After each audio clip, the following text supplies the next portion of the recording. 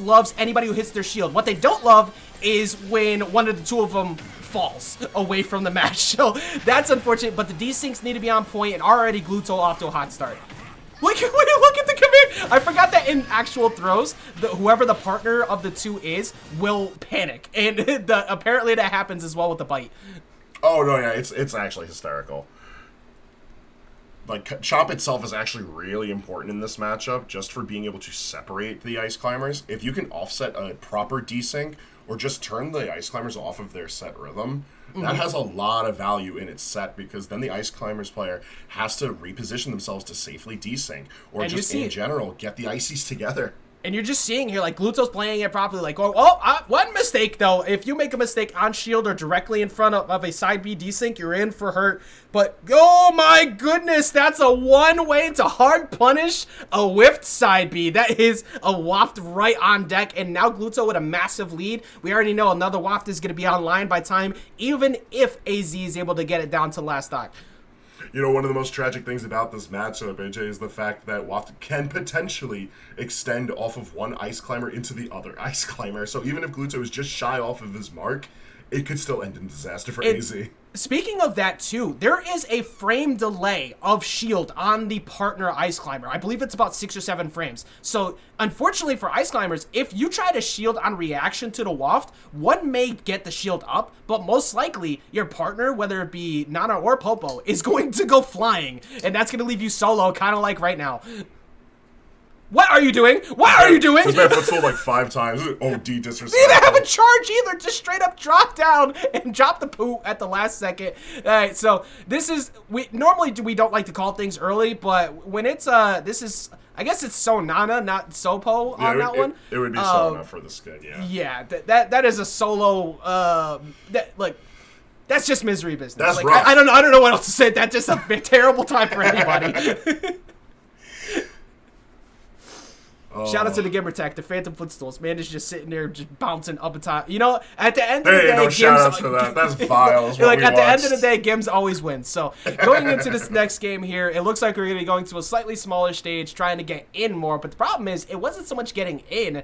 It's that Gluto, when he got the one hit, separated the two so well and barely ever got punished on shield, which is the big win condition for Ice Climbers.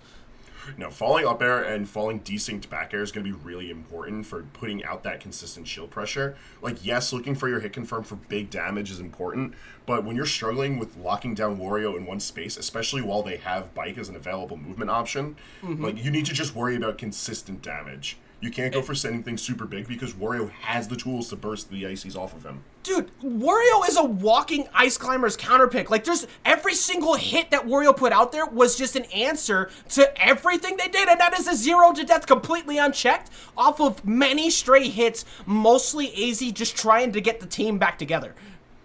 Like, that's one of the difficulties in this matchup. Even leading it with the early percentage blizzards, I think, is not the best of decisions, because you're not going to potentially lock down Wario in one spot. His aerial movement's too good for it to be a reliable tool. You see the falling forward air is just enough to get something started, and Nair is the perfect tool for getting these Icies off of each other. Oh my god, and then there's always one there that's just taking the hits when you don't want them to. And that, you were mentioning him down there, but the Nair as well. And Nair, we see it again. Even though Popo was able to get the shield up, Nana was delayed on the shield. So even though you got the shield up on one, you still got 2 frame by the F-tilt as well because of the delay on startup. So this is just kind of a wrap. I don't want to say it, but this is looking extremely rough right now for AZ. You know, solo Ice Climber has a lot of a hard time with Wario because Wario is just able to do their job significantly better. Like, any of the value that you find behind Ice Climber's tools, they just so happen to be back air and down tilt, which are really good Wario buttons. So you're looking at a character that's just significantly weaker, significantly lacking in ways to find their own kills, and is now down to last stock. Like, this Icies needs to find some way to end out this stock, get some sort of momentum. I think the stage pick is fine, but this is just such a rough beginning. This is what you call YouTube content. Like, if you're sitting there, you're trying to make a video on how to counterplay Ice Climbers, this is it. And for AZ, like, it's just, Normally, this character is so good at beating people who hold forward, press buttons too much on shield, but the way, like you said before, the aerial drift, the speed, the way that Wario just dips in and out, but the lingering hitbox is constantly separating the two. It just looks nearly impossible. Yeah, no, and Gluto's playing this matchup fantastically, too. We're only really seeing that late hit affair for the sake of getting the Ices out of their buttons. And AZ has only really gone for approaching with Blizzard. I feel like Nair or Rar Bear would have been the better tools to utilize here, because at the very least you're leading in with a disjoint, and a decent one where if you're not getting your combo started, you're resetting neutral because the other climber's following shortly, but extending Watt off the bike, blows up the Ices. That's a 6 stock. That was just textbook how to just destroy that matchup. There's no other way really to put it.